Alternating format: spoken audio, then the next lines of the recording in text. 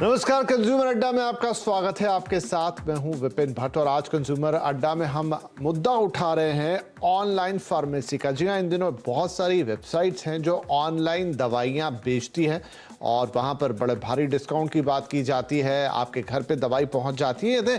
जैसे आप बाकी चीजें ऑनलाइन मंगाते हैं, अब दवाइयां भी ऑनलाइन आती हैं। इस पर एक समय तो बहुत वाद विवाद था, लेकिन धीरे धीरे मामला सेटल होता गया और इवन अब कई प्रतिष्ठित कंपनियां भी इस कारोबार में उतर चुकी हैं। लेकिन वह यह है कि हाल ही में गुजरात हाईकोर्ट में एक याचिका पहुंची जिस पर यह सवाल उठाए गए। याचिकाकर्ता ने इसमें कई अलग अलग मुद्दे उठाए कि कई बार ऐसा होता है कि बिना किसी सही प्रिस्क्रिप्शन के दवाई दे दी जाती है।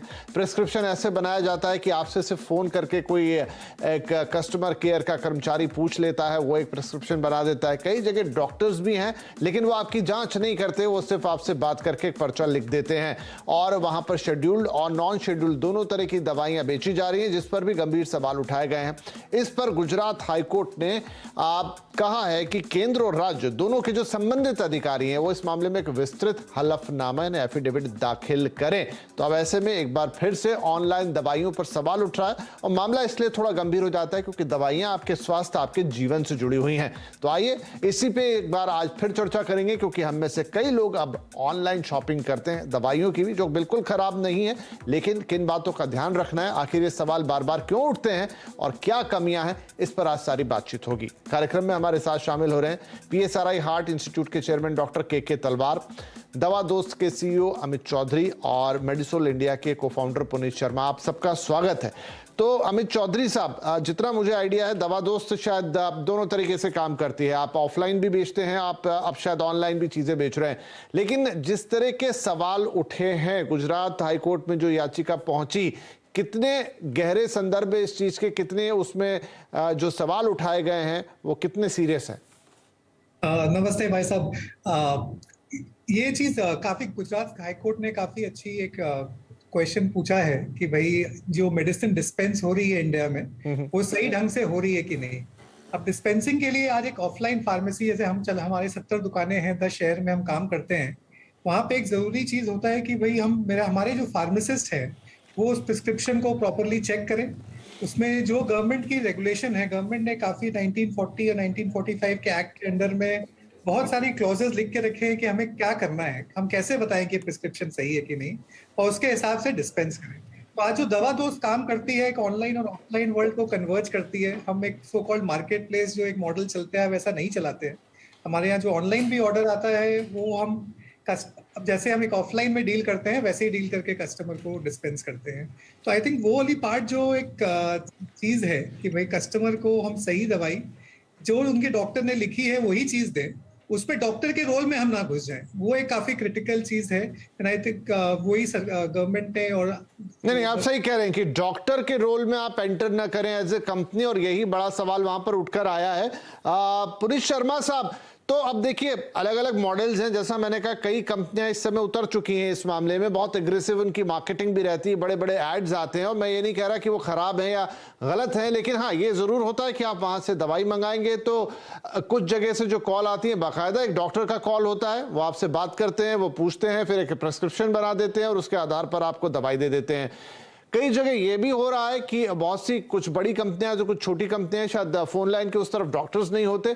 लेकिन सवाल ये कि मान लीजिए डॉक्टर भी अगर उस तरफ हैं, तो क्या डॉक्टर जो आपको क्लिनिक में चेक करता है, देखता है और दवा लिखता है, और एक आपने उनको सिर्फ एक चीज बता दी, उस पर उन्होंने एक प्रिस्क्रिप्शन लिख दिया, और यही सवाल उठाया भी है कोर्ट के अंदर याचिकाकर्ताओं ने कि क्या वो पूरी तरीके से सही है? क्या कहेंगे इस पर? नमस्कार। आई थिंक आपने जो सवाल पूछे हैं वो बहुत ही इम्पोर्टेंट सवाल हैं, बिकॉज ई कॉमर्स तो अब चारों तरफ से ग्रो कर ही रहा है और अपने पीक पे है, और आई थिंक फार्मा सेक्टर भी इससे अछूता नहीं रह सकता। और कन्वीनियंस और डिस्काउंट्स की मार्केट है इस टाइम, लेकिन जैसे आई थिंक बताया गया है कि रेगुलेशन इम्पॉर्टेंट है। हमारे साथ क्या हो रहा है कि हम टेक्नोलॉजी को रेगुलेशन से पहले ले आए हैं। हमें ये नहीं भूलना चाहिए कि जो दवाई की मार्केट है वो evidence based, science based market है, और डॉक्टर पेशेंट के बिहाफ पे डिसीजन लेते हैं कि पेशेंट को क्या चाहिए। तो अगर इन आज की डेट में चैलेंज ये आ रहा है कि कई जगह पर हमने जो देखा है, जैसे हम लोग मार्केट में काम कर रहे हैं, जो चेंजेस आ रहे हैं कि ये डिसीजन ई फार्मेसी वाले लेने लग गए हैं। जैसे कई जगह वो दवाई का सब्स्टिट्यूशन खुद सजेस्ट कर देते हैं, टेलिंग द पेशेंट कि इसका प्राइस कम है, आप ले लीजिए, ये दवाई जो आपको लिखी है वो सेम है। ये एक बहुत बड़ा चैलेंज आ रहा है। प्लस सब्स्टिट्यूशन है, क्वालिटी मेडिसिन की क्या है। तो आई थिंक रेगुलेशन इसमें बहुत जल्दी लाना और एक इम्पॉर्टेंट स्ट्रॉन्ग रेगुलेशन लाना जो ऑलरेडी अभी मार्केट में है, जिस तरह कि लाइसेंस किसको दिए जाएं, जो लोग वहाँ पर पेशेंट से इंटरेक्ट कर रहे हैं उनका क्वालिफिकेशन क्या हो। जैसे अभी आज की डेट में गवर्नमेंट ने बी फार्मासिस्ट बोले हुए हैं, तो जो आपसे इंटरेक्ट कर रहा है कॉल सेंटर में उसकी क्या क्वालिफिकेशन है, उसको क्यों वहाँ पर रखा गया है। तो ये उसकी ऑडिटिंग करी जाए कि ऑडिटिंग होना बहुत ज़रूरी है कि सब्स्टिट्यूशन तो नहीं हो रहा है, क्वालिटी ऑफ मेडिसिन दिए जा रहे हैं नहीं दिए जा रहे हैं। तो ये रेगुलेशंस में इमीडिएटली कवर होना चाहिए। और फार्मा के अंदर एक पॉइंट जो आई थिंक बाकी मार्केट से बिल्कुल अलग है वो है पेशेंट प्राइवेसी। ये डेटा जो शेयर हो रहा है ये किस एक्ट के अंदर शेयर हो रहा है और इसका प्राइवेसी का कौन जिम्मेदार होगा कि पेशेंट की डिजीज़ की प्राइवेसी, पेशेंट के टेस्ट की प्राइवेसी, पेशेंट के सब चीज़ों की प्राइवेसी का कौन जिम्मेदार होगा। तो हमें आई थिंक ये इसके ऊपर भी एक रेगुलेशन लाने का बहुत जल्दी ज़रूरत है। राइट, आप ठीक कह रहे हैं कि मार्केट हमारा तैयार हो गया है लेकिन हमारे पास उसके लिए नियम कायदे कानून नहीं है। ऑलमोस्ट सारी डिजिटल चीज़ों में जो हिंदुस्तान में हो रही है वहाँ पर शायद चीज़ें पहले हो गई हैं लेकिन उनके लिए उस तरीके से प्लेटफॉर्म या रेगुलेशन तैयार नहीं है। फॉर एग्जाम्पल जैसे सब्स्टिट्यूट वाली बात आपने की, अभी डॉक्टर साहब हमें ज्वाइन कर लेंगे शो पे, वो हम उनसे भी पूछना चाहेंगे कि हाँ होता है आप दवाई खरीदने जाइए और वो सब्स्टिट्यूट आपको दिखाती है, वो सिस्टम आपको दिखाता है, लेकिन क्या इस तरीके से आप सब्स्टिट्यूट ले सकते हैं? अब इसके पीछे ये भी तर्क हो सकता है कि जब आप दुकान पे दवा खरीदते हैं तो दुकानदार भी आपको बताता है। तो इन दोनों चीजों में क्या अंतर होगा? और साथ में ये डेटा वाला प्रश्न बहुत इंपॉर्टेंट जो आपने उठाया। तो अमित चौधरी साहब, एक और प्रश्न है कि जो याचिकाकर्ता ने एक जो वहां पर जो पिटीशन डाली उसमें एक पॉइंट और भी उठाया कि ई फार्मेसी के पास जो ड्रग एंड केमिस्ट एक्ट के अंदर 1940 का जो है, वैसे काफी पुराना है, धारा 18 है उसके तहत जो लाइसेंस मिलता है वो भी इन ई फार्मेसीज के पास नहीं होता है। ये टेक्निकली क्या सही है? वो चाहिए आपको ऑनलाइन दवा बेचने के लिए? जी विपिन जी, देखिए ड्रग एंड कॉस्मेटिक एक्ट जब 1940 में लिखा गया, जब इंटरनेट नहीं था, तो वो एनवायरनमेंट अलग थी। आज के दिन जो लॉ है करंट, उसमें जो भी आदमी डिस्पेंस करता है और जहां पे वो मेडिसिन स्टोर होती है उसके लिए एक लाइसेंस चाहिए। सो आज के दिन जो दो मॉडल चलते हैं ई फार्मेसी में, एक हम एक मार्केट प्लेस मॉडल बोलते हैं जहां पे एक ई फार्मेसी कंपनी सिर्फ एक ऑफलाइन फार्मेसी से कनेक्ट करके आपको दवाई बेचती है और बीच में अपना कमीशन ले लेती है। और एक दूसरा मॉडल है जो हमारा मॉडल है, जो इन्वेंट्री लेड मॉडल है, कि भाई हम अपनी खुद की दवाई रखते हैं अपने दुकानों पे, और जैसे हम ऑफलाइन वर्ल्ड में बिहेव करते हैं कि भाई जैसे आप अगर हमारी दुकान पे आए और मैंने आपको मेडिसिन डिस्पेंस किया, वैसा सिमिलर एनवायरनमेंट हम ऑनलाइन भी देते हैं, फुल्ली पूरा ध्यान ये देते हुए कि भाई जो भी गवर्नमेंट की रेगुलेशन है। आज के दिन इंडिया में देखिए 3 बड़े शेड्यूल ड्रग्स हैं, एक शेड्यूल H बोलते हैं, एक शेड्यूल H1 बोलते हैं और एक शेड्यूल X बोलते हैं। X is the most complicated medicine, क्योंकि उसमें सब हैबिट फॉर्मिंग ड्रग्स होती है, वो नार्कोटिक ड्रग जैसी आइडियाज होती है। वो तो सरकार ने एकदम क्लियरली मना करके रखा है कि कोई भी online company, online pharmacy company नहीं बेच सकती है। तो मेरे ख्याल से आज के दिन कोई उसको उसमें डील नहीं करती है। और शेड्यूल H के लिए और H1 के लिए काफी आर्टिकुलेटेड नेक्स्ट स्टेप्स हैं सरकार की तरफ से ड्रग एंड कॉस्मेटिक एक्ट के अंडर में, कि आपको क्या चीज चेक करना है और क्या रिकॉर्ड मेंटेनेंस करना है। वही सेम एनवायरनमेंट ऑफलाइन में भी होता है। मेरे ख्याल से जो मार्केट प्लेस मॉडल है विपिन जी, उसमें ये प्रॉब्लम आता है कि ये पहला काम कोई और करता है, डिस्पेंस कोई और करता है। और मुझे जितनी समझ आई, जितना मैंने गुजरात हाईकोर्ट का जजमेंट पढ़ा है अभी, और जिन्होंने एफिडेविट मांगा है, मेरे ख्याल से वो भी एक बात को क्लैरिफाई करने के लिए ही पूछ रहे हैं। जी हाँ, वो उसी पे क्लैरिफिकेशन मांग रहे हैं कि आप बताइए। अच्छा, ये होता भी है सर कि कुछ कंपनियां, अब ये नहीं पता, अब हम जैसे जनरल ऑनलाइन चीज़ें देखते हैं जहां एक ही कंपनी का अपना एक वेयर हाउस सिस्टम है, वहां पर उसका खुद का क्वालिटी कंट्रोल है। अब यहां पर क्या नियरेस्ट वेंडर से दवाइयां आपके पास आ रही हैं? क्या उनका कोई क्वालिटी चेक हुआ है? क्या उनकी एक्सपायरी किसी ने चेक की है? इन जनरल चेक की जाती होगी, लेकिन फिर भी एक फर्स्ट हैंड दवा भेजना और एक किसी के थ्रू भेजना, इन दोनों चीज़ों में थोड़ा अंतर है। जी सर, एंड मेरे ख्याल से विपिन जी, स्पेशली दवाई के व्यापार में, जो दवाई रिटेलिंग है, कंज्यूमर की जिंदगी से आप इंटरेक्ट कर रहे हैं, इन लॉट ऑफ वेज। तो वहां पे ये वाला पार्ट एक ही आदमी को करना बड़ा जरूरी है। मेरे हिसाब से ये काम दो अलग अलग आदमी नहीं कर सकते हैं कि एक रिकॉर्ड चेक कोई और कर रहा है और डिस्पेंस कोई और कर रहा है।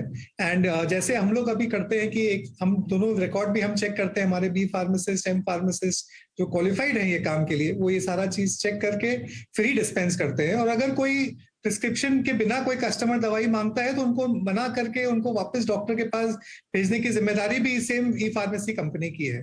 वहां पे मुझे लगता है कि एक डॉक्टर को बैकएंड में फोन से जुड़ के करना, जो आज हाईकोर्ट ने भी क्वेश्चन पूछा है, उसको लेके थोड़ा सा उसमें एक प्रैक्टिकल कंसर्न ये होगा चौधरी साहब कि एक ठीक है, आप किसी डॉक्टर का ही कॉल आ गया, मैं नाम नहीं ले रहा अगेन, लेकिन कुछ कंपनियों में होता है कि उधर से कोई डॉक्टर ही बोल रहे होते हैं जो सिर्फ जिनका पर्पस होता है आपका एक प्रिस्क्रिप्शन तैयार करना, वो आपसे 2-4 सवाल पूछते हैं। लेकिन प्रिस्क्रिप्शन तैयार करने का एक पर्पस और एक आपको मेडिकली कोई चेक कर रहा है, आपको देख रहा है, आपकी रिपोर्ट्स चेक कर रहा है और फिर कोई आपको दवाई दे रहा है। आपने कहा शेड्यूल एच, मैं मानता हूं वहां पे बहुत कॉम्प्लिकेटेड ड्रग्स हैं, लेकिन उसके अलावा भी जो ड्रग्स हैं वो इतने नॉर्मल नहीं है। अगर उनमें कुछ ऊंच नीच होती है तो किसी को प्रॉब्लम हो सकती है। 100% सर। इसीलिए वो प्रॉपर प्रिस्क्रिप्शन होना और प्रॉपर डिस्पेंसिंग होना, दोनों काम एक क्वालिफाइड बी फार्मा या एम फार्मा जो गवर्नमेंट के रेगुलेशन के हिसाब से है, वही आदमी को करना चाहिए। उसके वो काम के लिए ऐसा एक कॉल सेंटर एजेंट जो क्वालिफाइड नहीं है या एक कोई और आदमी उसको चेक करके नहीं करना चाहिए। मैं ये कह रहा था कि जस्ट इन केस डॉक्टर भी हैं तो क्या वो उस तरीके से पूरा डायग्नोस कर पाते हैं फोन के ऊपर? उनका एक शायद होलसेल पर्पस ही होता है कि बस जो एक मैंडेटरी रिक्वायरमेंट है वो पर्चा बनाने की, जिसके बिना दवाई बेची नहीं जा सकती, जो कानूनी जरूरी है, उसको पूरा कर दिया जाए। लेकिन क्या वो सच में सही तरीका है? मैं ये पूछना चाह रहा था। विपिन जी, आई थिंक मेरे ख्याल से आज के दिन दोनों तरह का काम हो रहा है बाजार में।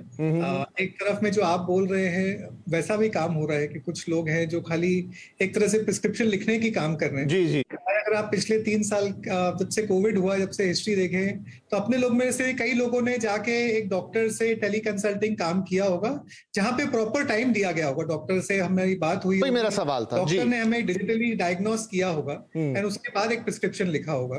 तो एक धैर्य से अपने अगर ये बोले कि नहीं डिजिटल कंसल्टेशन सही नहीं है, वो बात भी सही नहीं है। बट हाँ, मैं उस डिजिटल कंसल्टेशन के प्रोसेस पे सवाल उठा रहा हूँ। डिजिटल कंसल्टेशन तो बिल्कुल अब हमारी जिंदगी का हिस्सा बन गया है।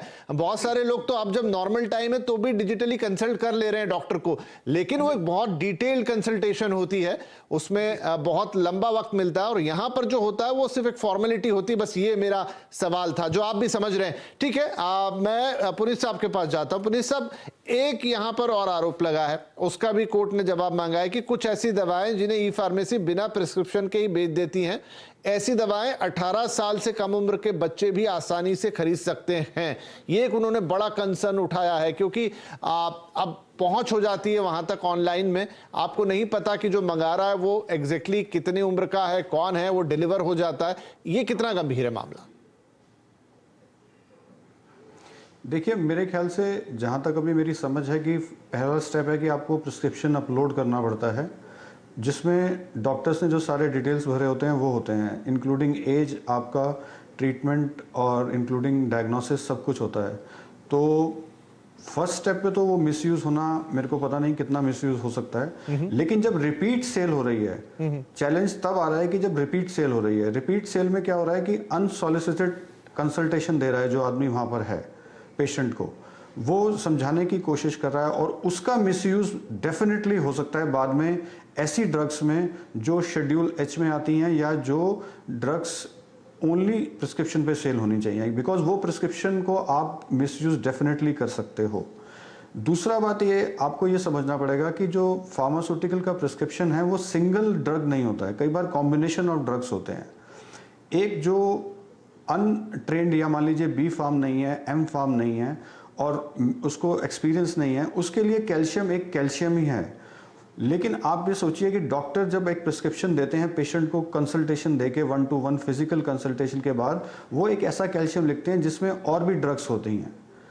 तो कई बार हमने देखा है कि जो ई फार्मेसी में वो ये कहता है कि सर ये ले लीजिए, ये भी कैल्शियम है, और वो ये भूल जाता है कि डॉक्टर ने जो वो ड्रग लिखा है कैल्शियम, उसका ऑब्जेक्टिव कुछ और है पेशेंट की इंडिकेशन के हिसाब से। तो जैसे मैंने कहा कि हम लोग टेक्नोलॉजी को से ड्राइव करवाना चाह रहे हैं उस फील्ड को, जो फील्ड बहुत ही साइंटिफिक है, जहां पर जो आपने बात बोली अभी थोड़ी देर पहले कि पेशेंट को जो पर्सनली देख रहा है डॉक्टर, वो बहुत इंपॉर्टेंट है। और प्लस आप सोचिए, मेडिसिन एक लास्ट स्टेप है। फर्स्ट स्टेप इज कि डॉक्टर को विजिट करता है, डॉक्टर डायग्नोस करता है, उसके बाद टेस्ट लिखे जाते हैं, उनके बेसिस पे मेडिसिन दी जाती हैं। और मेडिसिन में भी आज की डेट में अगर केमिस्ट के पास मरीज जाता है तो वापस डॉक्टर के पास जाता है अगर वो मेडिसिन अवेलेबल नहीं होती है, टू फाइंड आउट कि वो मेडिसिन ठीक है कि नहीं है।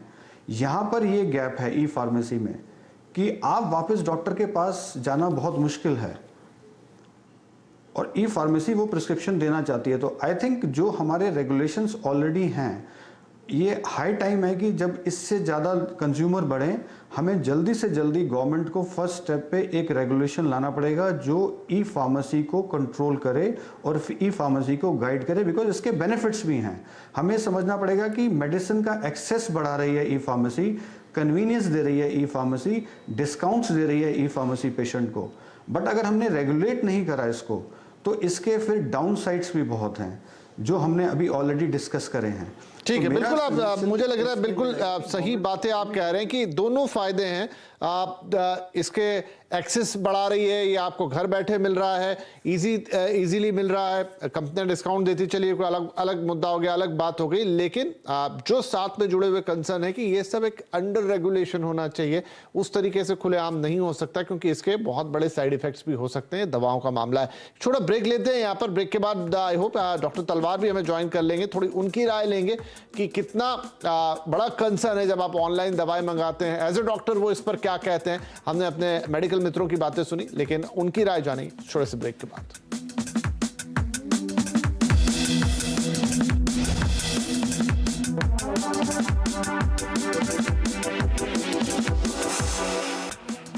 Welcome back. तो आज कंज्यूमर अड्डा में बात हो रही है ऑनलाइन दवाई पर, क्योंकि गुजरात हाई कोर्ट में पहुंची एक याचिका जिसपे कुछ गंभीर सवाल उठाए और इसी के चलते कोर्ट ने कुछ निर्देश जारी किए हैं, कुछ सवाल जवाब तलब किए हैं, कुछ एफिडेविट्स मांगे हैं कि आखिर ये सारा कारोबार कैसे चलता है। और ब्रेक से पहले हमने जो बातें की तो वाकई उसमें कुछ कंसर्न्स हैं जिनको हमें एड्रेस करना जरूरी है। डॉक्टर तलवार हमारे साथ जुड़ गए। डॉक्टर तलवार, तो मूल प्रश्न ये है, एज ए डॉक्टर आपको क्या लगता है, आपका एक मरीज जाए, आपसे प्रॉपर प्रिस्क्रिप्शन ले और फिर किसी मेडिकल स्टोर से, फिजिकल मेडिकल स्टोर से दवाएं खरीदे, या फिर वो ऑनलाइन मेडिकल स्टोर से दवा खरीदे, हो सकता है प्रिस्क्रिप्शन आपका, और कई बार जो बड़ा प्रश्न ये है कि आपका प्रिस्क्रिप्शन होता ही नहीं है, कोई और ही वहां से फोन पे बातचीत करता है और फिर वो दवा भेज देते हैं। क्या इसमें मरीज के लिए कोई खतरा है, कोई गलत बात है?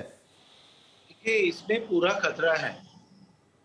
क्वेश्चन ये है कि कई रूटीन मेडिसिन का तो कोई इशू नहीं, चलो कोई सिंपल जो हम कहते हैं कि ऑनलाइन जो अभी जो मिल जाती हैं ऑन द काउंटर, वो डिफरेंट है some drugs. But other drugs जो हैं डॉक्टर की प्रिस्क्रिप्शन भी मिलनी चाहिए, बिकॉज यू डोंट नो, ऐसी आजकल अपने unfortunate that in our setup there is no such kind of control, but it can be very harmful. I mean, people keep on eating antibiotics, people keep on taking some tranquilizers, all kind of abdominal drugs. I mean, this is, they don't realize the harmful effect of the medicine also.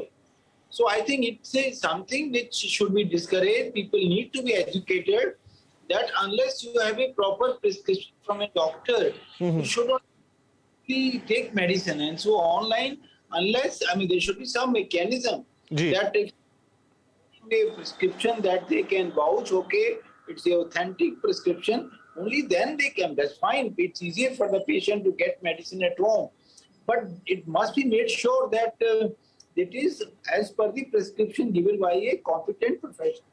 जी, तो doctor साहब यहाँ पे दो सवाल फिर और आते हैं, मैं वो भी आपसे एक सलाह लेना चाहूंगा कि बहुत सारी कंपनियां कहती हैं कि जो डॉक्टर है उन्हीं से वो आपकी बात करा रही होती है, और शायद फोन के उस तरफ डॉक्टर भी होते हैं, लेकिन पर्पस ये है कि एक होता है डिटेल डायग्नोसिस और एक है कि मुझे सिर्फ वो खाना पूर्ति करनी है, मुझे सिर्फ वो औपचारिकता पूरी करनी है कि मैं खुद डॉक्टर हूं और आपका एक पर्चा लिख दूं, मैंने सिर्फ आपसे एक दो सवाल पूछे फौरी तौर पर और आपने जो दवाएं मांगी वो मैंने प्रिस्क्राइब कर दी। ये प्रैक्टिस भी कितनी सही है? यहाँ डॉक्टर भी मौजूद है लेकिन उस तरह से डिटेल में नहीं जा रहे हैं, सिर्फ चूंकि एक जरूरत है प्रिस्क्रिप्शन की, तो कोई एक एमबीबीएस डॉक्टर वो प्रिस्क्रिप्शन लिख दे रहा है जो आपसे फोन पर बात कर रहा है। देखिए, no professional will do that. any professional will only go by what, I mean, if he finds a patient needs medicine, only then he will write medicine. I mean, that is, if you are, that you are mentioning is then becomes a quackery.